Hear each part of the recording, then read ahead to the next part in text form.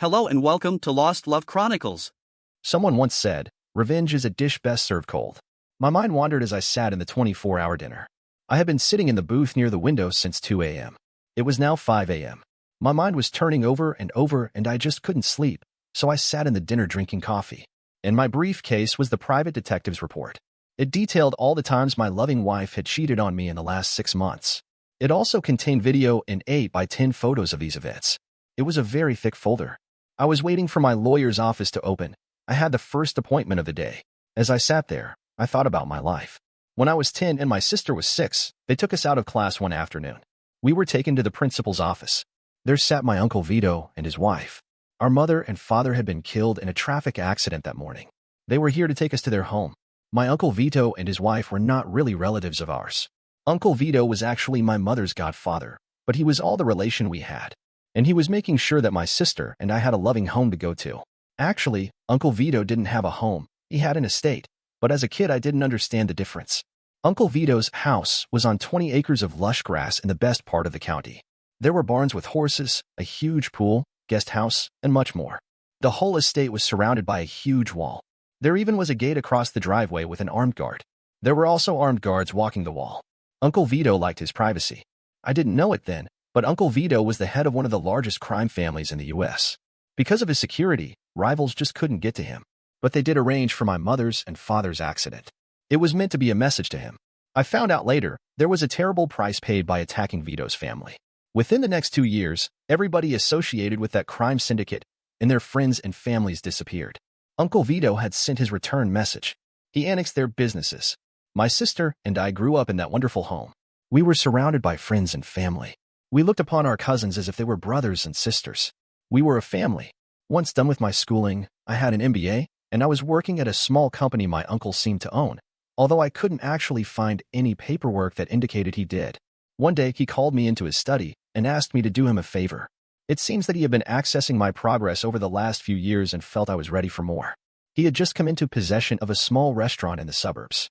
He asked if I would like to learn the restaurant business because he wanted to turn it over to me. I wasn't a blood relative. He couldn't take me into the family businesses with my cousins, but he wanted to make sure I had something. I said yes. One didn't turn down Uncle Vito. And my career as a restaurateur began. It was an instant success, maybe because all of Vito's friends started eating there. But soon, it caught on with regular people and I was off and running. One day, a distant relative showed up with blueprints. It seemed that Uncle Vito wanted the size of the restaurant doubled by adding a large party room. Construction started the next day. Remember what Uncle Vito wanted? Uncle Vito got. I guess I could have been put out by the way they just started building, without any of my input, but then I wasn't paying for anything either. I just went with the flow. Once the construction was finished and everything was progressing nicely, I got so busy that I couldn't think straight. The party room was very popular with my uncle and friends. The doors were thick, and the walls were soundproof. Sometimes he brought family and friends to dine there, including all the wives and children. Other times there were just groups of very hard-looking men behind those closed doors. They entered and left via the external entrance, which was designed to accommodate the arrival of wedding parties. Only these weren't wedding parties. They were some of the heads of the largest crime families in the U.S. Whenever they showed up, my regular waitstaff suddenly had the night off, with pay, and were replaced by hard men with bulges under their coats. My regular customers seemed not to notice the changes. The only thing I noticed is that none of my regular customers would complain about anything those nights. One night my uncle was entertaining another gentleman from the West Coast and his family. They were as close to being friends as could be considering their occupations. One of my uncle's associates stopped me in the main restaurant and said that, at my leisure, my uncle would like to introduce me to his friend. While I didn't actually drop everything and come running, I didn't keep Uncle Vito waiting very long. I do have an MBA, you know. I'm not exactly stupid. I soon found myself being introduced to one of the most beautiful women I ever saw. She was your typical Italian beauty. She was about 5 feet 6 inches tall, with a body to die for. She had raven hair about shoulder length, olive skin, deep dark eyes, and was just a few years younger than me. I was so overwhelmed, I made a fool of myself trying to talk. I think it was at that point I fell in love with her. Since it was Saturday night, the restaurant was very busy, and I had to excuse myself and return to being the boss. About an hour later, I was, carefully, explaining something to one of the substitute waiters when I saw her leaving the banquet room and start for me. I assumed that there was a problem in the room requiring my attention. I was floored when she explained that she wanted to see how a restaurant was run and asked if I would show her around. So, for the next 4 hours, I'd like to say that I was suave and sophisticated as I showed her the in and out of the business, but in truth I acted like an idiot. But she acted nice, and I thought I might have made a nice impression. The next day, a limo stopped outside my apartment, and there she was asking me to show her around the area. She said she was bored hanging around with her father and my uncle and wanted to be with me. We had a wonderful day. She even went to the restaurant with me when it was time to open and stayed until closing. The next couple of days were a repeat, until I was summoned to my uncle's study. Once there, he quickly got to the point. He wanted to know my intentions toward his friend's daughter. He explained that his friend was a very protective father and would not allow any fooling around with his daughter. I may have thought I was falling in love, but I was not falling into stupid. For the rest of the week, I kept her at arm's length whenever she showed up. A road trip to LA. A couple of months later, I was back in the study. Uncle Vito was explaining that his friend's daughter wanted to open an Italian-style restaurant on the West Coast, and would I take a couple of months to help them get started. My restaurant just about ran itself, so I accepted. He then gave me the look and told me to have fun, be careful, and remember about protective fathers. When I got to the coast, I found a restaurant exactly like mine, right down to the light fixtures. I was flattered. I spent the next 2 months helping her get the restaurant up and running. We hired chiefs, waitstaff, dishwashers. We stocked shelves and did all the stuff you need to do to get up and running. Sometime during those 2 months, we became lovers. We had sex every chance we got. The first time happened when we were all alone in the restaurant. She came out of the ladies' restroom, completely nude except for a pair of high heels. She was beautiful. I forgot all about Uncle Vito's warning about protective fathers. I forgot about everything. I think we tried to christen every table in the dining room, plus the bar. She was insatiable. I could just about walk the next day. She just smiled from ear to ear. We continued until I was forced to return back east. We pledged undying love for each other. Her father gave me his version of the look as I got on the plane to return. 1 year later, the restaurant was closed. Not as a failure, but so that we could hold our wedding reception there. Her father and my Uncle Vito were almost as happy as I was. I guess our marriage cemented our two families and crime empires.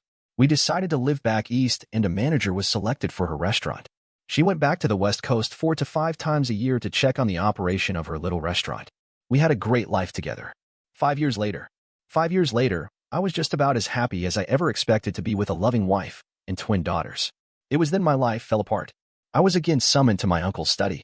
He poured me a drink, hugged me that same way that he did many years ago when my parents were killed, and handed me a folder. I opened the folder, started looking at the pictures it contained. I started to cry. My wife was having an affair. For the next few hours, I read the report the detective agency had compiled. It seems all the times that I thought my wife was on the coast checking her restaurant, she was actually being the center attraction at gangbangs. It seems that she loved sex with more than one partner. To be more exact, she loved groups consisting of at least 10, sometimes as many as 20 different men. There were men of all races and colors. From looking at the pictures, she didn't discriminate at all. As I looked at the pictures, I saw her doing doubles and triples. The men standing in line waiting their turns. They were in her every hole. She was lying on her back, kneeling on all fours, riding them like a cowgirl. If there was a position, she was in it. She was an equal opportunity gangbang. She would take all comers. There was also a DVD. My uncle explained it was video of some of her sessions in living color and sound. I watched it. In it, she was doing things that she had always refused to do with me. Listening to the sound told me she loved every minute of those things. I still remember her yelling, "Screw me harder. Fill me." Toward the bottom of the folder, there were some medical forms. My uncle explained that they were DNA comparisons of my girl's DNA with mine. They showed that the girls were indeed my daughters and my wife was still clean. No STDs, yet. Then I asked him for a good attorney. He said to wait, not to approach her about her unfaithfulness. He would take care of my problem. There would be no divorces in his family. He also wanted to sit down with her father. My father-in-law would not be pleased. The diner. So here I sit in a 24-hour diner, 6 months later. My wife is on the West Coast again. She had been there the last 2 weeks. The trip was scheduled to last only 1 week, but she called extending it. "Tommy, the restaurant is a mess. I need to spend extra time to get it straightened out." I offered to come out and help, but she said she could handle it. Remembering the DVD, I thought, I'll bet you can. The waitress refilled my cup again. I had tipped her $50 to make sure the coffee kept coming. I understand how difficult the overnight shift could be. A police sergeant walked into the dinner and spoke to the waitress a minute. She pointed at me. The sergeant walked over and asked to sit down. He then said, "There's no easy way to say this, but your wife's restaurant caught fire and she was badly burned. We have a car outside to take you to the airport." You should have seen his face when I broke out laughing and said, "No thanks." I then opened my briefcase and showed him the pictures and explained I had an appointment with a divorce attorney and I would not be taking advantage of his offer of a ride. I was only in this restaurant to kill time until my appointment. He left speaking into his microphone. About an hour later, a detective showed up. He also showed a lot of sympathy, not about my wife being burnt in the fire, but about her having cheated on me. His ex-wife cheated on him also, and he had dumped her. We were part of a brotherhood. He then asked me a lot of questions to establish that I had nothing to do with the fire on the West Coast. Later, one of my uncle's friends slid into the booth across from me. He said, "Your uncle wants to see you." I explained about the lawyer's appointment, but he said it had already been canceled. An Uncle Vito study. When I got to my uncle's, he explained about the fire. It seems that after the restaurant closed, my wife couldn't wait to get back to the hotel to start her party. She took her clothes off, climbed up on one of the banquet tables, and started taking on all her staff. To make a long story short, the gas in the kitchen somehow got turned on and not lit. With all activity, no one noticed until it was too late. The gas exploded, killing 30 guys in the resulting fire. There were only 10 restaurant employees. I wonder what the other 20 were doing there. My wife was a survivor. He said her body was covered in something that protected her partially from burns, maybe. And 4 guys were around her body, and that protected her from the debris from the explosion. She was badly disfigured. Her face was badly burned, one ear was gone, most of her nose burned off. It seems that she had breast implants and one exploded, leaving her with a partial mastectomy. She was badly burned between her legs. It was presumed that she would never again have any feelings when she had sex. Her father paid for all the hospitalization, but would not pay a dime for any reconstructions caused by the fire, to the restaurant or to her. When she was ready to be released from the hospital, she tried to call me. She found that I no longer had the old number and my new one was unlisted. She then tried my restaurant, but was told the number was no longer in service. A quick call to directory service confirmed that there was no longer a restaurant called Pasta Villa. She called my uncle, but no one would accept her call. She gave up and called her father. When he realized it was her, he hung up and refused all further calls. She then realized that she was alone now. Her face was so badly disfigured that she wore something like a ski mask whenever she left her small apartment. If she forgot to wear it, small children would scream, and adults would look away. A few months later, she was back in the ER, a failed suicide attempt. She was committed to a state institution for her own protection. It was assumed that she would never regain her sanity. I got the marriage annulled. Eventually, I met another woman. My girls loved her, my uncle loved her, and all the family loved her. We were married about 2 years after the fire. Among all the gifts, we got a very nice wedding present from my ex-father-in-law. When I called him to thank him for the gift, I explained that I wanted him to continue to be in his granddaughter's lives. And if he couldn't come east to see us, we would be glad to go west to see him. When he was thanking me, I could have sworn I heard his voice break. But I could have been wrong. He was a very hard guy. His nickname was the Fireman. It's a shame his daughter had not remembered that. Now for the second story. I arrived home on a Friday night, thinking that after a tough week on the flight line, I could enjoy myself in the company of my pretty wife. 3 kids, out of the house and more or less on their own, after 22 years of marriage. Maybe we could go out and have a pleasant evening. My name is David Collins, mild-mannered A&P mechanic and crew chief of arrivals and departures, day shift, for United Airlines, after 25 years of working the garbage shifts. My wife Judith Collins was the charge nurse at Central Hospital, day shift, labor, and delivery. Both of us making good money, me just a little more than her, union, but comfortably upper middle class. I pulled the pickup into the garage, in its usual spot, and closed the garage door. If we were going out nice, it would be in her Lincoln Navigator. If it was country/western night, my F-250 was the chariot of choice. The night would be my wife's choice, wasn't it always? Either way, it didn't bother me. If Mama's happy, Daddy is ecstatic. I walked into the kitchen from the garage and perused the mail on the kitchen table. I heard a noise upstairs and then the padding of little feet coming down the steps. My attractive 42-year-old wife entered the living room in a shorty robe that never ceased to get me excited when she wore it. "Oh," she exclaimed. "You're early." I didn't expect you for another hour or so." I looked at my watch and realized I was early. But not that early. What gives? "Where are we going?" "Well, I'm going out." "I don't know what you were doing." "Okay. My weekend just went as shit." "What do you mean? You're going out? Where? And with who?" Her eyes strayed to the small overnight bag at the end of the couch. "I have a date with William Strathmore. It's for the weekend. I'll be home Sunday night, and we will talk about it." What the hell did she just say? I thought. I have to finish getting ready. She turned and raced upstairs, and I heard the door slam. "The hell you will," I said. My first thought was I needed reinforcements. I pulled out my cell phone and speed-dialed my daughter. I was not going to be made the bad guy by she said. "Hello, Daddy." "What's up?" she answered cheerfully. I grabbed her mother's purse and emptied it onto the coffee table. I need you to get over here right away. Your mother hurt her head, and she needs us. I've got to go. Daddy? Dad, I heard as I hung up. The next call was to my number one son. He got the same message with the included, call your brother and tell him to get here quick. Dad, what the hell? As I ended the call. Then I speed dialed her parents and said the same thing. There was equal confusion at their end and some yelling as I disconnected the call. Judith's pocketbook spilled the usual contents: credit cards, keys, a 12-pack of Trojan condoms. I had had a vasectomy and a confirmation email from the Marriott Hotel in Kenilworth. Rooms 703 to 710. The hell you will, I thought. William Strathmore was one of the pediatric surgeons at her work. I had met him at the hospital Christmas party several times in the past 5 years, and the guy was slimy. And that was the best thing I could say about him. His wife was drop-dead gorgeous, but I got the impression she had had it with him. I confiscated her credit cards and her car keys. Then I took the email and put it in my pocket, just in case. I picked up her cell phone and unlocked it. Her code was our anniversary date, and the number 3 for our children. Security. She was still busy upstairs, so I got a hold of the emergency call list from her job and looked up the good doctor. His cell phone would not help, but his home phone might. I dialed it, and after 2 rings, someone answered. "Oh, honey, I was waiting for your call. I don't recognize the number, though. Is everything all right? Is this Mrs. Strathmore?" I asked. "Yes. Who is this, please?" "This is David Collins. My wife is a charge nurse at the hospital where your husband works. I don't know if you remember me." "Yes, Dave, as a matter of fact I do. My husband and I were talking about you and your wife a couple of nights ago. I was expecting a call from William when you rang. What can I do for you?" "So your husband is not home?" I asked. "No, he's in Boston at a surgical conference." "Is everything all right?" "Look, Mrs. Strathmore, I don't know how to say this, but I don't think he is.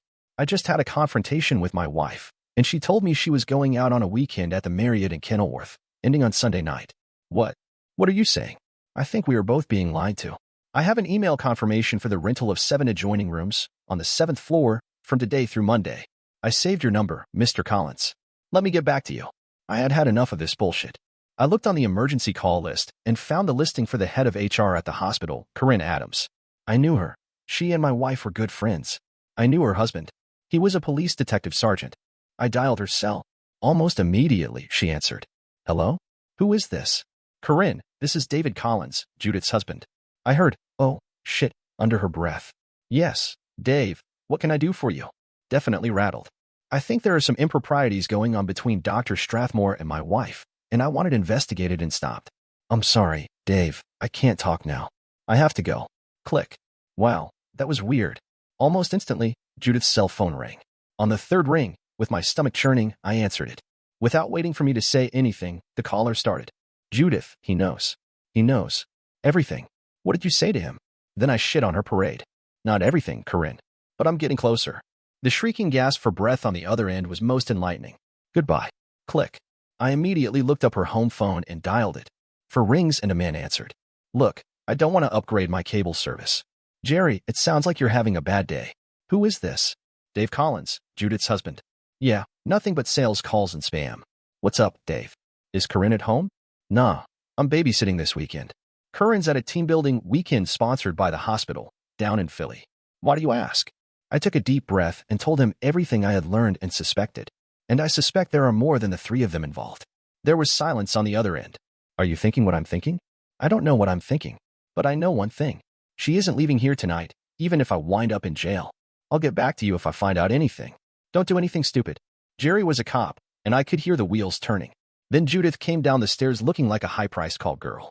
Red silk sheath dress. Cleavage almost to her waist and split up the right side, clear to mid-thigh. She saw her pocketbook dumped on the table. "What the hell? I have to leave here, and you dumped all my stuff out." She started to pick everything up, and I shouted, "Oh, no you don't. You're not going anywhere. Now shut up and sit down." She quailed and said, "You don't own me. I can do anything I want to." "Is that a fact?" "Well, then, so can I. How's this?" I reached up and grabbed the plunging neckline on her dress, ripping it downwards. Suddenly she was basically naked, standing in her open cup bra, French lace garter belt, and her lace-top smoky gray seam stockings. She screamed and wailed, "My dress." "No, it's not your dress. I bought it for our 25th wedding anniversary, along with most of the underwear you're almost wearing. If you're going anywhere tonight, it won't be in that dress." Then my cell phone rang. "Hello, Dave Collins? This is Mary Strathmore. I'm sorry to tell you, you were right. I called the police and reported the car stolen. I had bought it for him, and it was registered in my name. They pulled him over about 5 minutes ago. He claimed that he was my husband and that he had a right to drive the car. Through a strained voice, she chuckled. They called me from the spot of the traffic stop and told me what he said, that he was my husband. I could hear him in the background when I told the cops it was impossible. My husband was in Boston. The creep gasped and said he wanted a lawyer. I have to go down and fix the mess. He has been arrested and the car impounded. Tell your wife I'm coming for her next. We had been on speakerphone as soon as I realized who it was. Judith gasped and screamed. What did you do, David? Damn you. Right about that time, my children showed up and blew through the front door. Dad, what's going? Mom, are you all right? Said Dave Jr., number one son. My daughter Haley rushed in and went to her mother's side. Are you all right, Mother? What happened to your dress? Your father ripped it. All eyes turned to me with murder in their hearts. I was not about to be cowed by this. Michael, son number 2, shut the front door. What the hell, Mom? What did you do? Tell them why, Judith. Go ahead. Why do you have a 12-pack of Trojan condoms in your purse? Are you going to make water balloons, or what? I don't know where they came from. They aren't mine, Judith said in an almost unhearable voice. And where were you going? A weekend of sexual excess without your husband. Isn't that what you had in mind? I can do what I want to. It's my body. As soon as it came out, Judith realized what she had said. In front of her children. In a more subdued voice, she said, Well, I can't. Young Dave rolled his eyes and went into the kitchen for something to drink. A few minutes later, he returned with an envelope. Here, Dad. It's addressed to you. He looked at his mother with contempt on his face. Judith shrieked and came up off the couch, the remains of her dress falling to the floor. Don't read that, she yelled. Haley rushed to help her mother with her lack of modesty. Shut up, Judith, and sit back down, I said. I opened the envelope and read, My darling husband, my sister is caring for Mother and needs some help. I am going to be with him this weekend and will be home on Monday evening. Kisses and hugs, Judith. The kids looked at each other and didn't know what to think. I realized she had written the note before she had confronted me. Her confusion and panic would be her downfall. Then, as if the fates were eating popcorn and watching the show, the front doorbell rang, and before number 2's son Michael could open it, in rushed Judith's mother and father. Judith, are you all right? Said her mother. Her father roared, What's going on here? Judith passed out. Hi, Mom and Dad. Welcome to Shitstorm Central. Your daughter just managed to destroy our marriage and probably ruin her life and career, I fumed. Her mother and my daughter were trying to revive Judith, and her father was doing a slow burn. I brought them up to date on what had transpired, and the atmosphere got colder and colder. About then, Judith came to and looked around. In hysterics, she begged her mother to help her. Help? You want help? How about we call your sister for help? You were going to help her with your mother. Maybe she can return the favor. With that, I handed her father the note and dialed her sister. As he read it, the phone rang. Hello? Is this David? Yes, Mavis. How's it going? How is Mom doing? Is she all right? Oh, yes, she's doing fine. Judith is really a big help. I don't know what I would have done without her. Can I talk to her, please? I asked. Oh, well, she's busy right now. How about if I have her call you back in a little bit? Mom grabbed the phone and snarled at her other daughter. That won't be necessary, you simpering shithead. Mom, screamed her hysterical sister. Judith broke down again and tumbled to the floor. She now was almost totally naked in front of her children and her parents.